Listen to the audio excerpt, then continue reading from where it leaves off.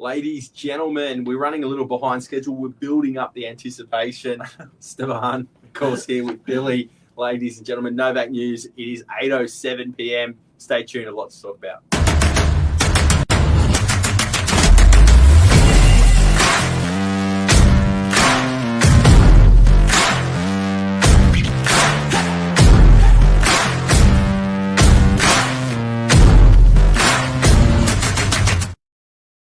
Guys, here we are. We're live in the studio. Good evening. Topic of discussion tonight, Billy, strata. Strata fees. It's Strata everyone's worst nightmare, moving into an apartment, paying a mortgage, and then getting hit with 4 big bills a year.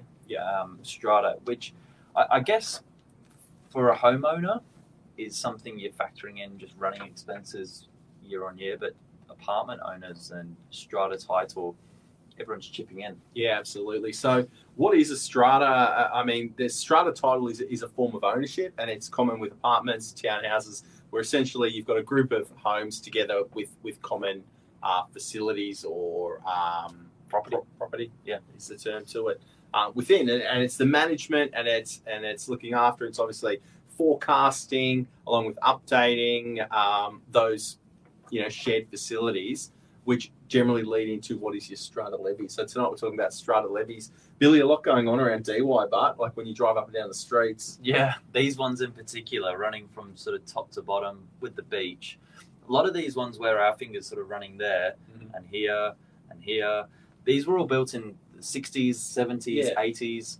Within a 20-year window, you would have seen a huge influx of new stock to DY. A lot of it, when you drive down the road, looks like a blonde brick or a red brick, and I guess when you think about it, they're getting on. They are they're old properties. Built the majority of them are built in the 60s, 1960 to 1970. So if you apply that to today, you're looking at 50, 60, 70 years of age. A lot of these buildings, and this generation of buildings, exceptionally common, not only across the northern beaches but across most of Sydney. So it is coming to a point now that you drive up and down these roads behind us down to the beach, and you do see scaffolding up around. There's obviously people are worried what's going on. Yeah. Is it good? Is it bad? And then if you're a buyer, you're going in and viewing these properties, or even an owner, I should say, and you're seeing these levies, moving upwards, and is that a good thing or is that a bad thing? And that's what we're here to talk about. Yeah. Okay. Well, let's talk about, first of all, what actually is included in your strata rates, because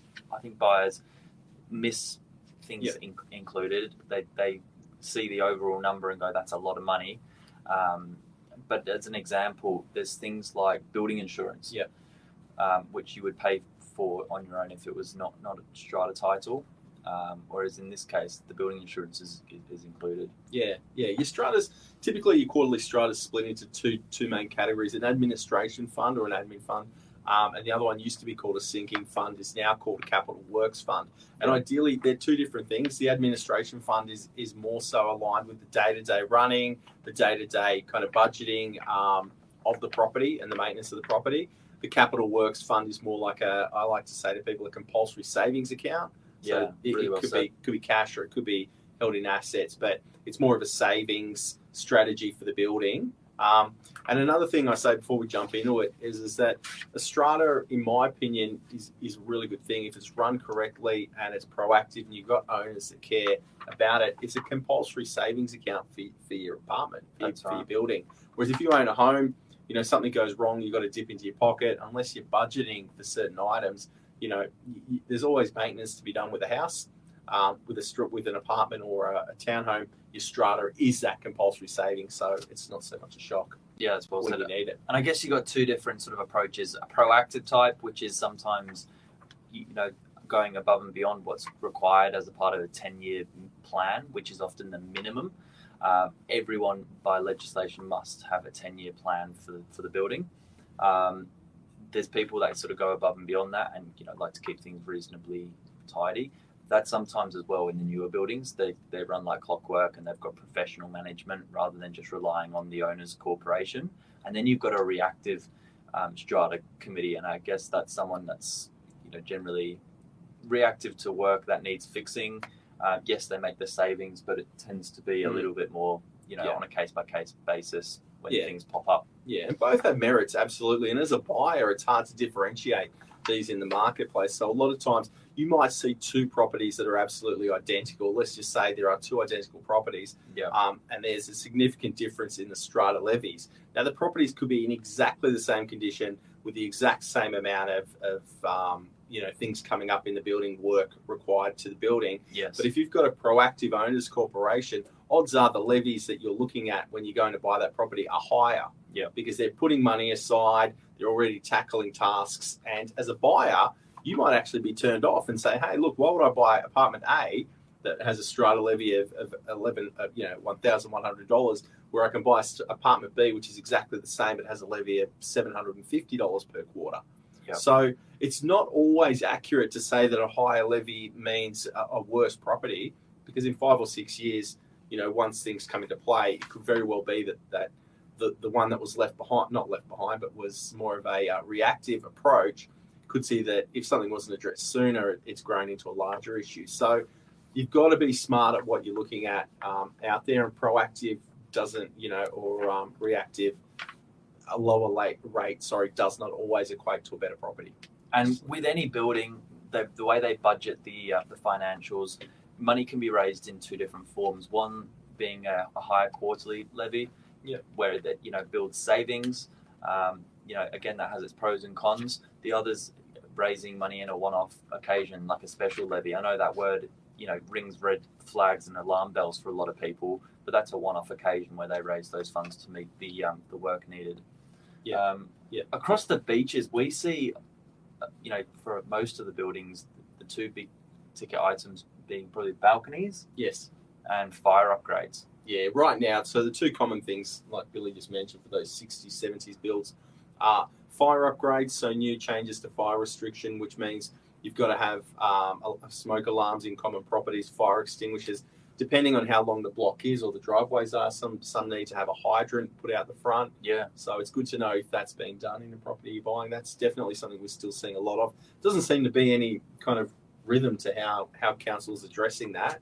It's just when they pull your number, I guess you're up. You're up. And I guess these are the things you can look for in your open home inspections. This is a bit of a serious one, but this is a fire panel. They don't often look like this big. Normally it's about half as big. You sometimes see these on the walls at the front of the entry once you're on the inside.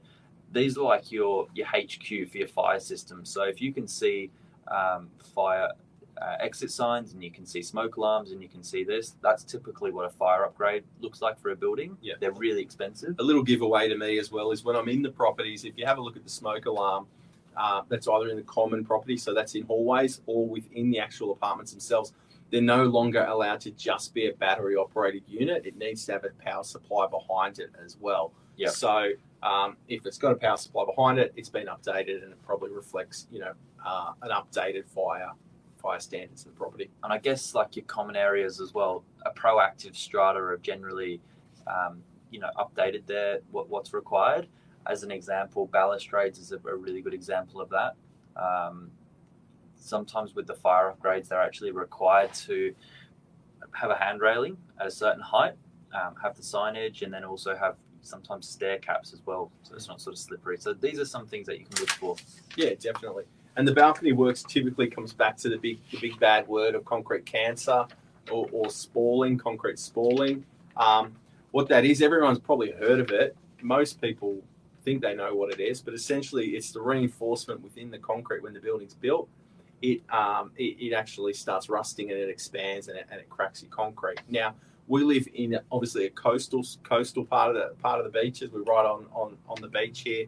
So again, an active owners corporation when you're close to salt air is vital as well, just in the maintenance of your property and the longevity of your property, which not even in the long haul, but just in the medium and the short term, improves the value of your property. Yeah, and aesthetically looks so much better. Like as an example, same building, different balcony, balustrading, and it looks like they've updated it a little bit. There's huge value add here. Yes, it costs, but you do see a return on investment. Owners corporations take out loans to service this cost sometimes, or accumulate the savings as a project and save. but you can see it does look good, and I guess it's for a lot of these buildings, it's not so much if, it's more when. Yeah, absolutely. And look, it's like a car. It's like anything.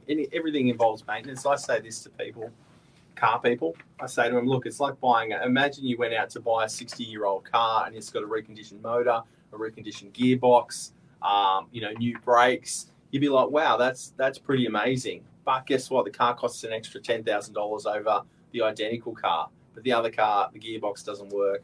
The motor has never had any major work to it. Something's going to happen. Yeah. So I don't know. It's silly analogy, but no, but it's true. It's just running costs. Running costs. Everything's got a running cost. Everything's budgeted in at the end of the day. Yeah. I had a good bit of advice from the boss the other day, how to work out what sort of semi-normal strata rates look like these days. Yeah. Because it's you walk through sometimes a 1-bedroom and the strata's $2,000 a quarter, and you walk through a 3-bedroom and they're the same cost. If you try and sort of just look at the value of the property, say it's $1 million, if you subtract a couple of the zeros, your strata's around that sort of $1,000 a quarter, $2 million, $2,000 a quarter, $3 million, $3,000. Just as a really generic, if you're going to butcher the numbers and just chop it up, that's not maybe a bad way to do it. But it does fluctuate. There is ups and downs. There's often calls as well for a lot of the stuff. Absolutely. And your strata fees include a lot of things. Like I've got a short list here, but cleaning, gardening. So if you've got a complex that has a lot of gardens or a lot of common areas, obviously the cleaning costs will be there. Repairs and maintenance, the ongoing and again the day-to-day kind of things behind it. Insurances, like Billy touched on earlier. Yeah. Building insurance, and other insurances around that. Public liability. Yeah. You've got utilities, so there'll be common electricity services, the hallways, the driveways, Laundries, water, items of that, and also the management fees of the strata company that you've got managing it. So all of those things fall into your strata levies, as well with it, and they're all determined by the owner's corporation. Typically, you'll set that at an annual budget, generally at the AGM every 12 months. You'll have an annual general meeting, go through that and set a budget and address things that you want to look at with it. Yeah. At the end of the day, that you can't avoid paying strata. There is no there's no shared living where you don't pay anything. No. It's the same with a house. There's always going to be running costs. Sure, some are good, some are bad, a bit prickly, but it's then budgeted into price. So as a buyer, when there's obvious work, it's just budgeted into your buying price as well. And for investors, tax deductible as an expense. That's something I was just going to quickly bring up, is that you might be looking at buying a property which could have a special levy coming up to it. And typically there's two ways that's addressed during the buying or the selling process. Sometimes an owner will pay that levy so that it's not passed on to the purchaser. So come settlement, any outstanding levies are paid for by the vendor. That's the home seller. The other option can be that as a buyer, you can renegotiate the price, bring it down a little bit. It means that your stamp duty will come down a tiny bit. But also that those levies that you then contribute as the property owner, if it's an investment property, are tax deductible. Yeah. So there's other ways of tackling it. If there's work coming up as a buyer, have the seller pay for it, or two, you can pay for it and take advantage of some tax deductions as well. Cover the topic tonight. That's rapid. Anything else, Brad? No, mate, I think that's about it for tonight. It's only very quick, but guys, if you need more, we're all available, always available. Billy, myself, Stevan, team at Novak, any property needs, strata questions, even when it comes to leasing, what we can do. Yeah. Happy to answer anything for you. And we're fortunate to represent so many properties that are strata-titled. There's not much we haven't seen. So even if you're buying something, and the best place to start is downloading a strata report. Generally speaking, agents, and the owners organize those through a third party and then get them supplied for the buyer. But strata reports like your best point of contact to go through all the information for the building. And then if you've got questions, just reach out, send us a message. Love to help. There you go. Have a good evening. Thanks.